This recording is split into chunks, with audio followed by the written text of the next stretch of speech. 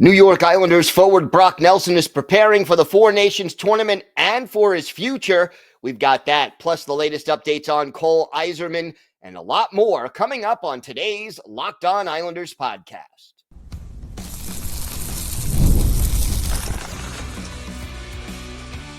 Your Locked On Islanders, your daily podcast on the New York Islanders.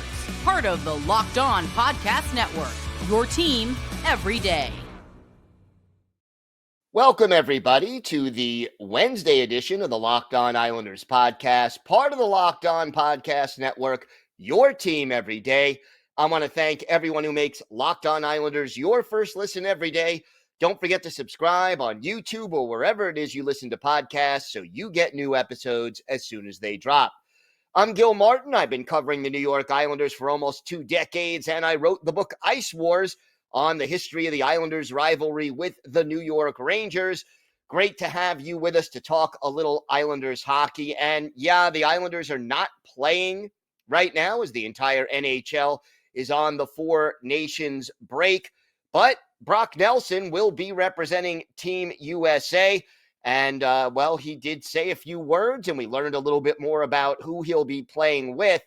So we're going to start off with that. We'll have an update on Cole Eiserman, the top prospect in the Islanders farm system. And we'll have our weekly farm report on all things Bridgeport Islanders, plus a lot more.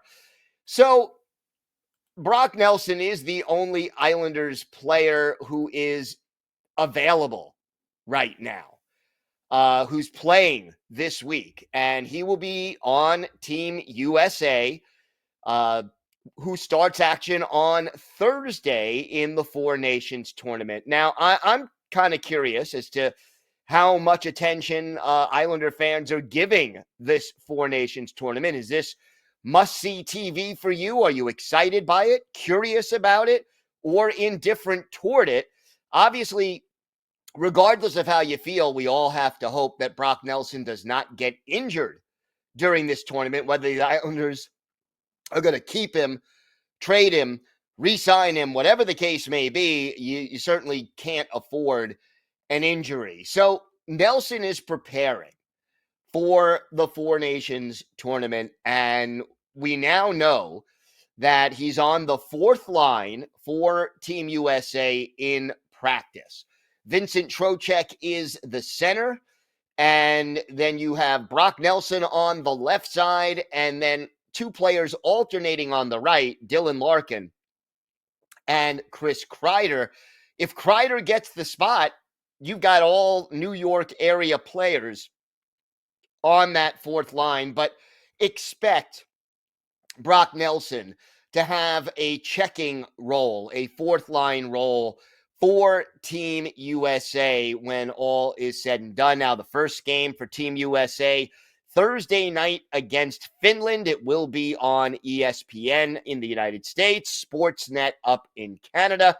And the big matchup between the United States and Canada will take place on Saturday. So, there's a lot going on, let's put it that way, surrounding the New York Islanders. Now, the New York Post sent Ethan Sears to cover Team USA and the Four Nations tournament, spoke to Brock Nelson, and here's what he tweeted out as far as what Nelson said when he asked whether or not he wants to remain in New York. And Nelson, quite honestly, here's what he said. I want what's best for me, my family, and team, and everything. There's a lot of factors that go into it. I know everybody wants an answer right now, but that's not how the world works. You don't always get what you want. Everything will sort itself out. Lou's a great guy. I love playing for him. He's done a lot for me. He's given me a great opportunity the last 7 years I've had him. My agent has a great relationship with him and communicates with him.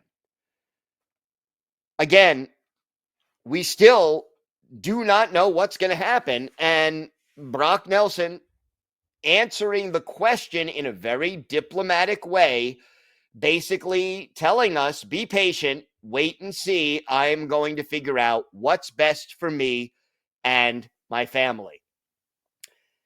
Similarly, the New York Islanders have to figure out what's best for them. And obviously, if these two things, what's best for the Islanders, what's best for Brock Nelson, if they don't meet somewhere in the middle, Brock Nelson is not going to be back on the island and maybe heading out on or before March 7th. And there's a couple of things, and everydayers, we've mentioned one or two of these before, but there's a couple of things that sort of put the team and the player a little bit at odds. The biggest one to me is that Brock Nelson is 33. He'll be 34 before the end of the year. And how long of an extension is Brock Nelson going to want? Nelson, at the age of 33, he'll be 34 in October. At the age of 33, this is his last chance to sign a big, long-term, lucrative contract.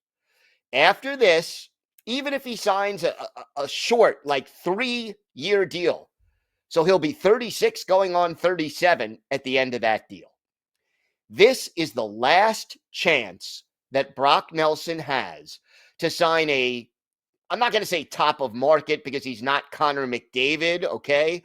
But at the same time, as someone who has scored 30 goals in each of the last 3 seasons on a team that struggles to produce offense like the Islanders have in each of the last 3 seasons, he's going to have a lot of demand if he hits the open market.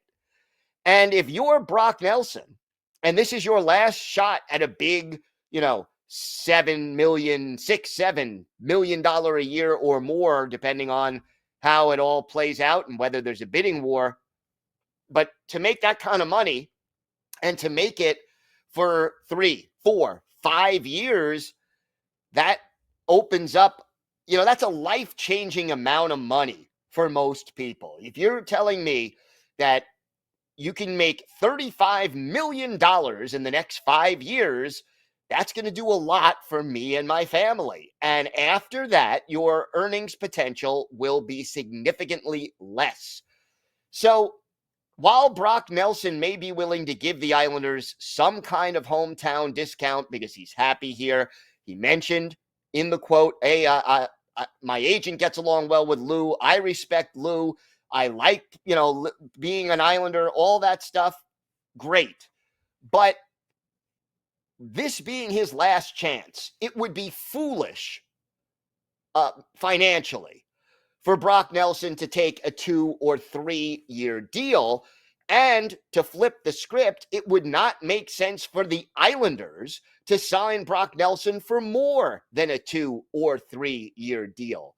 And I see that more than dollars being the big sticking point between the Islanders and Brock Nelson. My fear is that Lou Lamoriello will be willing to give a 4th year or a 5th year to Brock Nelson. And again, when you consider, and everydayers know, we've talked about how Brock Nelson would be one of the most, highly sought after players at the trade deadline if the Islanders were looking to trade him. And that they could get a nice haul, whether it's a first-round pick and a player who can step in right away, or a first-round pick and a prospect, a highly regarded prospect, or a player and a first. There are different. The haul is supposed to be similar to what the Islanders gave up in the Bo Horvat trade.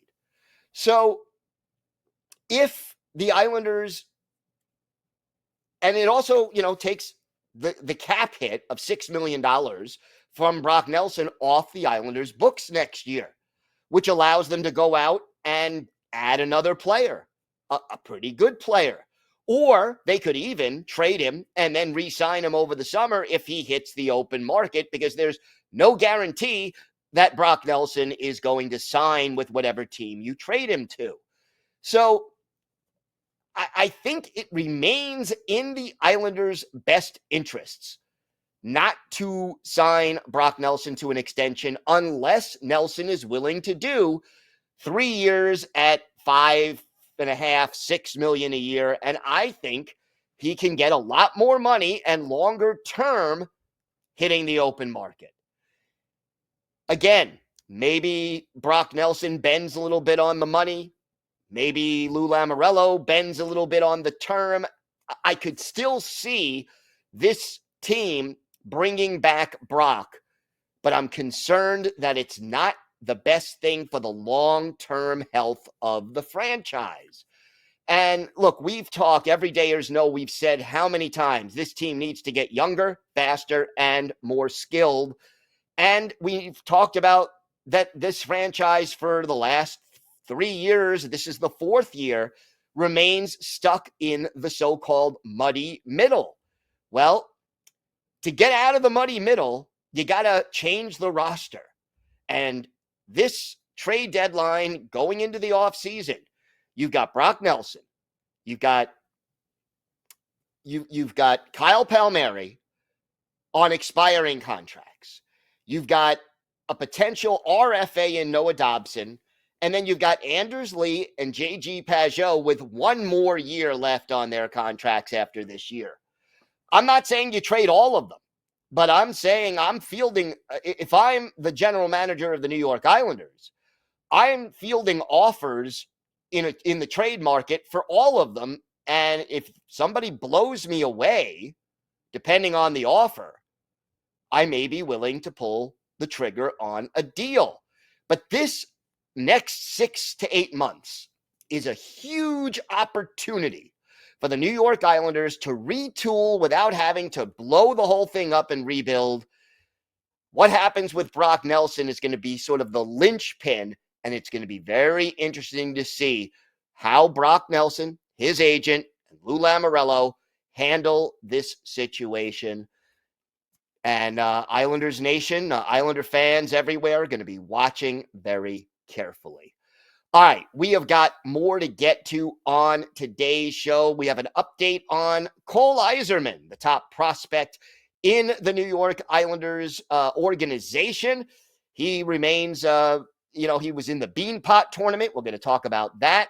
We'll have our weekly farm report on all things Bridgeport Islanders. And for our Islanders birthday of the day, we're a day late, but it's a forward who was a first-round pick of the Islanders and was a very good goal scorer for the Islanders in the early to mid-90s. Let's see if you can guess who that player is. We've got all that and more next on today's Locked On Islanders podcast.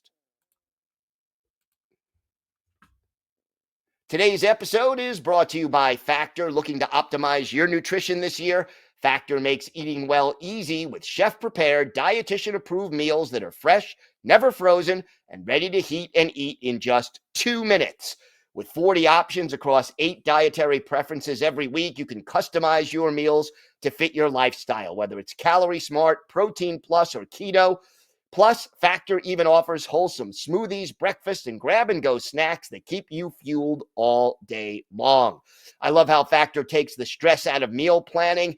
I recently tried their Protein Plus meals, and they were packed with flavor and kept me full throughout the day. The convenience is unbeatable. No prep, no mess, just great food in minutes. Eat smart with Factor. Get started at factormeals.com/LockedOnNHL50 off. And use code LockedOnNHL50 off to get 50% off your first box plus free shipping. That's code LockedOnNHL50 off at factormeals.com/LockedOnNHL50 off to get 50% off plus free shipping on your first box. So the Islanders' top prospect, Cole Eiserman, he was in the Beanpot Tournament, which is in Boston, and it's the big college hockey tournament each year. And obviously, since Eiserman is a freshman, this was the first time he was on the ice in the Beanpot Tournament, and it was BC against BU in Boston. And you had Cole Eiserman and Kamil Bednarik both playing for BU in this one. And I'll tell you, BU ends up with the upset win, 4-1.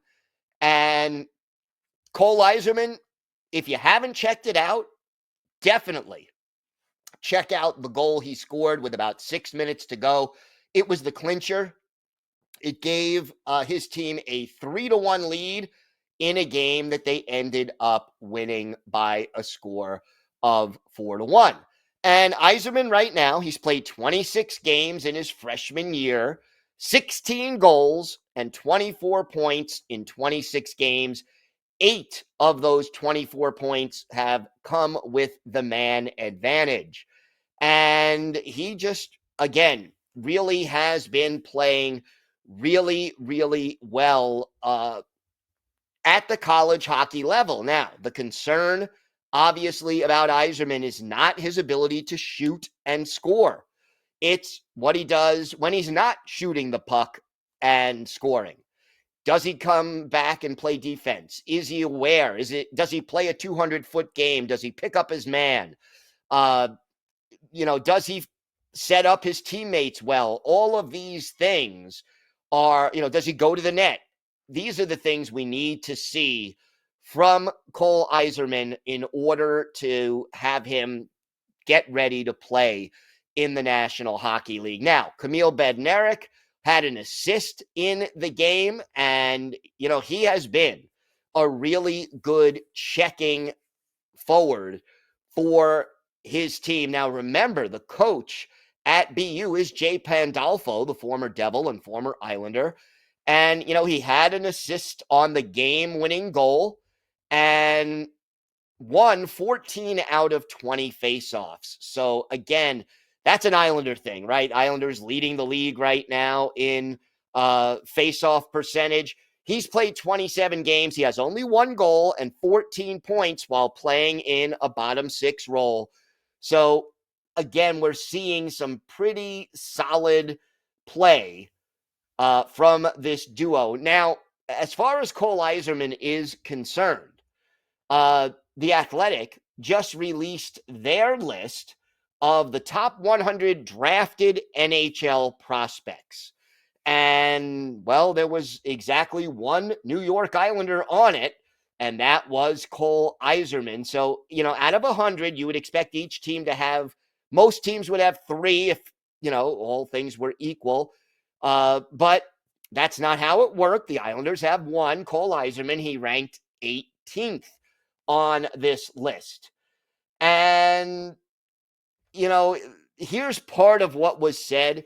Eiserman produces that he's about to score here feeling every time the puck comes to him in a good spot. And that supersedes the ongoing work he needs to do in other areas for me right now. It's a cliche, but you can't teach that. It looks to me that with continued coaching, he's capable of becoming a high-scoring winger and power play one focal point, but I understand the reservations many have about him and his game. He's a complicated player and kid. So, again, there's reasons for hope. The talent is definitely there. The question is, does Cole Eiserman develop into the kind of player who can be in the NHL? And it means that he's going to have to, prove that he's coachable, which he certainly appeared to do during World Juniors. It means that he's going to have to go out and learn the other facets of the game besides just putting pucks in the net. And, here's the other thing. And it's easy to overlook this. When you see statistics from players who are prospects, whether they're in juniors or the AHL or the NHL, or college hockey, you see a guy who's a point-a-game player in college hockey, let's say. That's great. If you've got 30 points in 30 games playing for BU, fantastic. But all those points are not created equal. And the question becomes, the things you did to get those points, would they work at the NHL level? Because in juniors, for example, the best players, the players who are drafted in the first or second round in the NHL, those players can make moves on 90% or 80% of the other players in juniors that will work most of the time and result in a potential goal. You pull that same move in the AHL, and instead of 80, 90% of the time, maybe it works 40 or 50% of the time. And if you pull it in the NHL, maybe it works 10% of the time.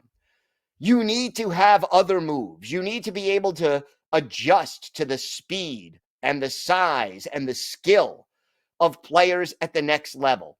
So in college right now, Cole Eiserman is playing against opposing teams that maybe have, two or three highly regarded prospects, maybe 4 or 5 out of 18 players who are dressing and then the goalies. And, that's great, but they're also all between the ages of 17 and 23, let's say. And they're not as physically mature, many of them, as NHL players. They're not as experienced. The game is not played at as fast a pace. There are adjustments that need to be made, and not every player can make them. And, you just check this out. If you go to a hockey database, whether it's a hockey reference or hockeydatabase.com, go find your favorite enforcer from the 80s, 90s, 2000s, whoever it is, and go see how they did their last season in juniors offensively. You'll see guys who, made their living dropping the gloves in the NHL, scoring 30 goals, 40 goals, getting 80 points in juniors, and then getting to the NHL and having, 6 goals, 7 assists, and 220 penalty minutes. And that's their role because that's what their ceiling is in the NHL. But in juniors, they can get the job done. So a lot of reasons for optimism surrounding Cole Eiserman and Bednarik. I mean, these guys are playing well. But the question is, can they take the next step? Can they develop? It's worth keeping an eye on, but I'll say this. Cole Eiserman is the first legitimate high-end prospect that the Islanders have had making these lists in a long time. And it's great. They have a player in the top 20. It's been a while. It's been a while. All right. More to get to on today's show. We will have our weekly farm report on all things Bridgeport Islanders, plus our Islanders birthday of the day, all that and more coming up on today's Locked On Islanders podcast. Today's episode is brought to you by Wonderful Pistachios. Looking for a snack that's both delicious and nutritious? Crack into a good source of protein with Wonderful Pistachios. Wonderful Pistachios is one of the highest protein nuts, and each 1 ounce serving has 6 grams of protein, giving you over 10% of your daily value. Plus, they're packed with fiber and better for you unsaturated fats to help you feel fuller longer. And I love the no shells variety. It's the perfect grab and go snack for busy days, whether I'm snacking at my desk on a road trip or just need a quick protein boost. They're always my go-to. And if you love cracking open every shell for that satisfying crunch, the in-shell options are a classic favorite. So get snacking and get cracking with the snack that packs a protein punch. Visit wonderfulpistachios.com to learn more. That's wonderfulpistachios.com.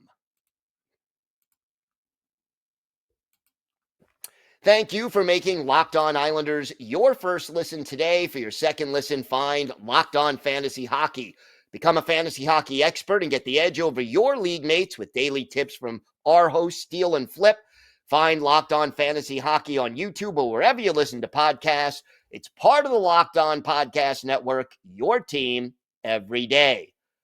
Time now for our weekly farm report on all things Bridgeport Islanders. We do this every Wednesday during the AHL season to keep you up to date on some of the Islanders' top prospects, and 2 games since last week for Bridgeport. And, first off, they faced the Wilkes-Barre Scranton Penguins, and ended up falling 3-0. Now, Tristan Jarry was in goal, a guy who has a lot of NHL experience, and he got the shutout, making 31 saves. The Islanders were able to kill off both power plays that the Penguins had in this game, but could not quite keep it going. Henrik Tikkanen was the goalie, only gave up 2 goals in this game and played pretty darn well, making 33 saves in 35 shots. But when you don't score, it's very hard to win. Now, the next night, the Islanders did bounce back. They end up beating the Charlotte Checkers 5-1. Hunter Miska with 28 saves. And after falling behind 1-0, Bridgeport with 5 unanswered goals. Liam Foudy, Cam Thiesing, Samuel Bolduc, each with a goal and an assist. Chris Terry, 2 assists. And, first win as an Islander for Miska. He is now 1-4-0, and it's his first AHL win since April of 2022. That is the end of a 5-game losing streak, so good move there for the Bridgeport Islanders. Chris Terry remains the team's leading scorer with 43 points and 29 assists. Nobody else has more than 19. The leading goal scorer right now, Brian Pinho, with 18. Liam Foudy next with 17. Chris Terry has 14. Those are the only 3 players right now in double digits in goals scored. Samuel Bolduc is the leading defense point getter. He has 6 goals and 25 points in 43 games. Now, Jakub Skarek remains the number 1 goalie, although right now he's with the Islanders, and we're going to talk a little bit more about that over the course of the break. He's 5-11-1 with a 3.22 goals against and an .895 save percentage. The standings, well, it's still not pretty. Bridgeport remains in 8th place in the Atlantic Division at 11-31-4. They have 26 points in 46 games. Keep in mind that in the 8-team Atlantic Division, the top 4 teams have more than double the number of points that the Bridgeport Islanders have. So, that's, it's been a rough season. Let's put it that way. 3 games this week for the Bridgeport Islanders. Tonight, 7 o'clock Eastern time, they are in Hartford to take on the Hartford Wolfpack as the Islanders-Rangers rivalry AHL version continues. And then a home-and-home this weekend with the Providence Bruins. Saturday, 5 o'clock Eastern time start in Bridgeport. Sunday, 3:05 in the afternoon in Providence. You can catch all these games on AHL TV. And if you want to see some of the Islanders prospects play before they reach the island, you can head on up to Bridgeport and catch a game. Again, don't forget, we do our weekly farm report every Wednesday during the AHL season to keep you up to date on the Islanders prospects. All right, time for our Islanders birthday of the day. And yesterday was the 58th birthday of former Islanders winger Derek King, a native of Hamilton, Ontario. First-round pick of the Islanders back in 1985, 13th overall. Made his Islanders debut late in the 86-87 season, became a full-timer in 88-89, and his breakout year, 1991-92, 40 goals, 78 points, followed that up with a 38-goal, 76-point season in 1992-93, was a big part of the Islanders' run to the conference final that year in 93 with 14 points in 18 playoff games, stayed with the Islanders through late in the 96-97 season, played briefly for the Hartford Whalers, then the Maple Leafs and the Blues before his career ended in the minor leagues and with a very brief stint in Germany. 830 career NHL games for Derek King, 261 goals, 612 points, 417 penalty minutes, add 4 goals, 21 points in 47 playoff games. His best game as an Islander, how about New Year's Eve, December 31st, 1990, Islanders hosting Les Quebec Nordiques at the Nassau Veterans Memorial Coliseum. And our Islanders' birthday of the day, Derek King, with the score tied 2-2 midway through the second period. Well, the Islanders go on a power play. Curtis Lecision off for hooking, and Derek King scores. Pat LaFontaine with the assist. That gives the Islanders the lead. Then, in the final minute of that second period, King scores again. Flatley and Craig Ludwig get the assist. Early in the third, Derek King completes the hat trick. Brent Sutter and Gary Nyland with the assist. And then an empty netter by Derek King closes out the scoring. Brent Sutter the assist.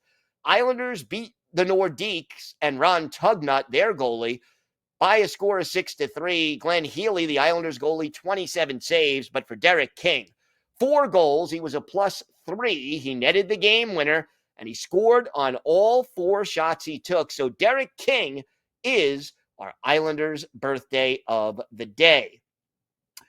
I want to thank everyone who makes Locked On Islanders your first listen every day. Everydayers, we're back tomorrow. We will have, hopefully, an update on some of the things the Islanders need to take care of over the break, the health situation, and maybe figuring out a couple of things about their roster. So we're going to talk about that and more tomorrow. If you have a question, a comment, maybe a topic you'd like us to discuss on a future episode, email us at lockedonislanders@gmail.com. And if you leave your first name and where you're from, we're happy to mention you on the show when we discuss whatever's on your mind. You can follow the show on X at Locked On Isles, and you can follow me, Gil Martin, on X at Ice Wars, NYR VSNYI. We'll keep you up to date on all things Islanders all year long, and I am live tweeting during nearly every Islanders home and road game. So join me for some instant insight and analysis, and it's great to talk Islanders hockey with you, game time or anytime. Have a great day, everybody. Stay safe, and of course, let's go Islanders.